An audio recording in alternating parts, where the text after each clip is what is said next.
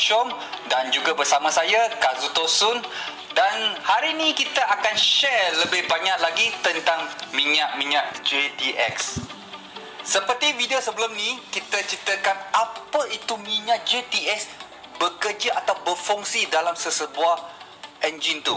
Dan juga kita ceritakan apa itu viscosity yang kamu biasa nampak di depan tong minyak JTX ini.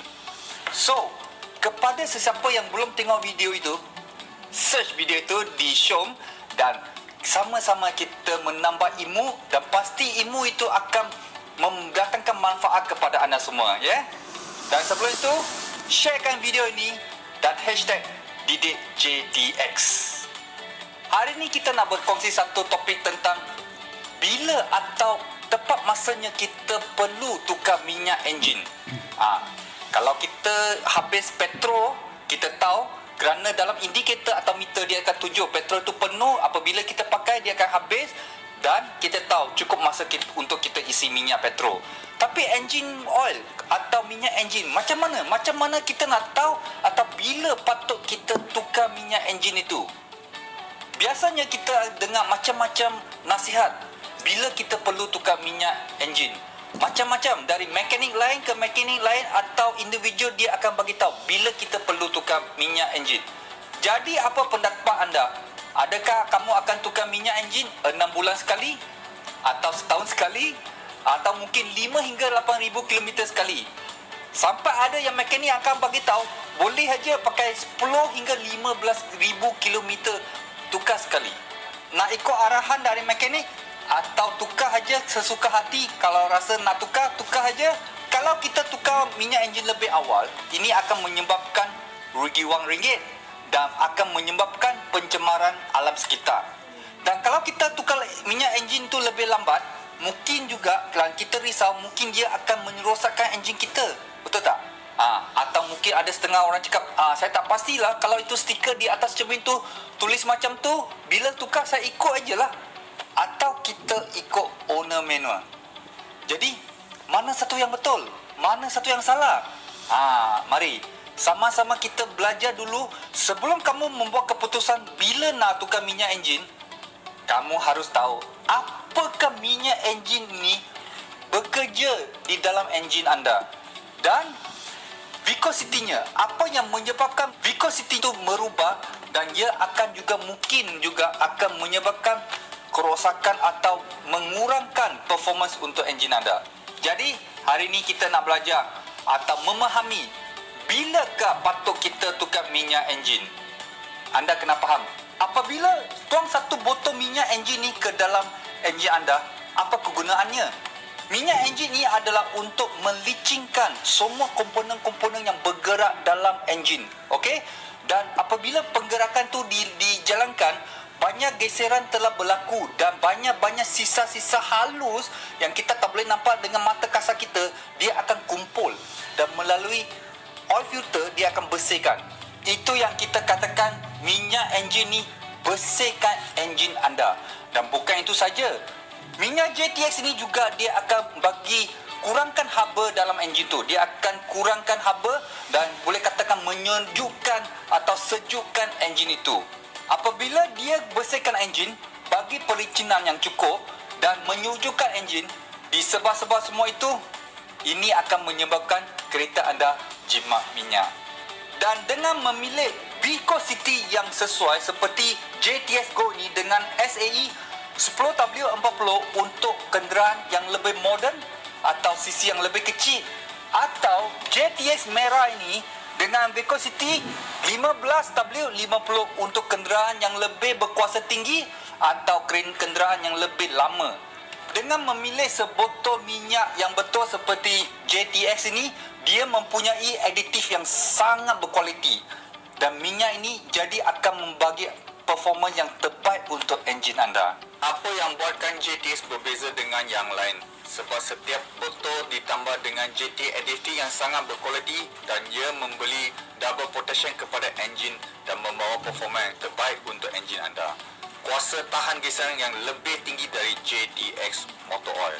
Akan tetapi apabila minyak enjin itu sudah lama digunakan atau menggunakan minyak enjin itu dengan jangka masa yang panjang, itu akan melemahkan aditif dalam sesebuah minyak itu. Sekurang-kurangnya 10 hingga 15% akan jatuh kekuatannya.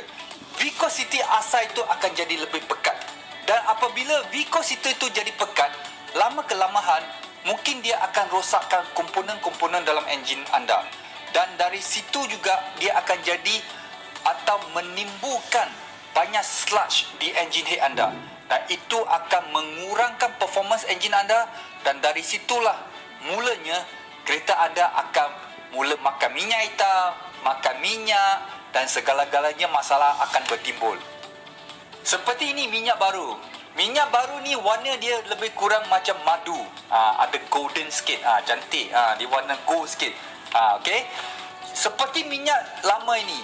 Minyak ini sudah dipakai dengan jangka masa yang panjang dan sudah lama dia bersihkan sisa-sisa dalam enjin itu.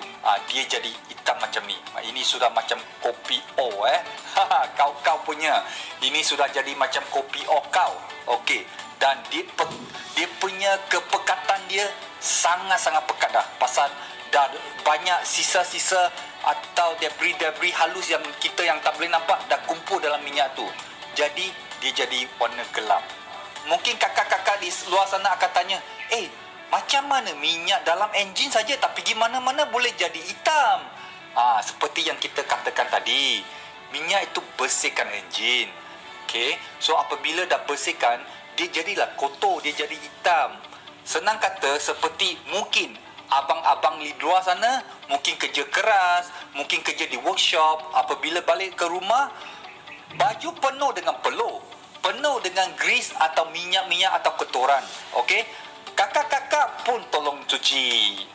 Apabila cuci, tengok air tu, alamak, sangat kotor. Pasal kotoran dari baju itu semua sudah masuk ke dalam air. Jadi inilah kesimpulan dia. Lebih kurang sama. Minyak ini bersihkan kotoran dalam enjin. Jadi apabila dah bersih, minyak itu akan jadi hitam seperti kopi O. Okey? Dengan terang semua ini, sekarang ia memberikan anda lebih faham atau satu gambaran yang lebih tepat apa yang berlaku dalam enjin dan kenapa anda perlu tukar minyak enjin mengikut masa yang ditetapkan. Jadi bagi kami, lebih baik anda mengikuti owner manual atau apa yang disyorkan oleh owner manual dan ikut jangka masa yang sesuai untuk tukar minyak enjin anda. Okey? Dan yang paling penting adalah pilih viscosity yang betul seperti yang ada tunjuk di depan tong minyak, setiap tong minyak ini, ya. Dan kalau anda lebih sayang kereta anda dan ingin tukar lebih awal sedikit, boleh saja. Jangan tukar terlampau awal sangat. Tukar lebih kurang ikut jangka masa 80% saja. Jangan ikut sampai 100%. Misalnya dia minta 10,000 km untuk tukar. Kamu tukarlah 8,000 dah tukar, kan? Jadi itu akan lebih tidak membazirkan dan tidak begitu mempercemarkan alam sekitar kita. Yang penting, jangan acak-acak lebih pandai daripada engineer-engineer dari kilang kereta ini. Engineer-engineer dari kilang kereta ini, mereka dah ambil bertahun-tahun untuk mengkaji, untuk mendapatkan data yang betul untuk mencipta sesebuah enjin. Dan mereka akan menyosyorkan jangka masa yang sesuai untuk tukar minyak enjin. Jadi kita ikut saja. Itu adalah antara yang terbaik, ya. Kalau kamu acak-acak lebih faham atau lebih pandai daripada kilang engineer atau orang Jepun yang mencipta enjin ni, pandai-pandailah anda. Dia mungkin akan datangkan disaster kepada enjin anda, ya. Kami berharap video hari ini datangkan manfaat dan menambah ilmu kepada anda yang akan membawa anda lebih memahami apakah minyak enjin ni bekerja di dalam enjin anda dan bila ke masa patut kamu tukar minyak enjin ni. Okey, seperti yang kita katakan, setiap minyak enjin yang baik, yang terbagus, dia punya aditif akan kurang kuat, sekurang-kurangnya 10 hingga 15% apabila minyak itu digunakan untuk jangka masa yang panjang. Jadi itulah sebab kena tukar, kan? So, macam mana dengan video hari ini? Jangan lupa sharekan video ini dan hashtag Didik JTX. Ada apa-apa soalan? komen di bawah dan kita cuba jawab. Alright? Kita jumpa di next video. Salam sejahtera.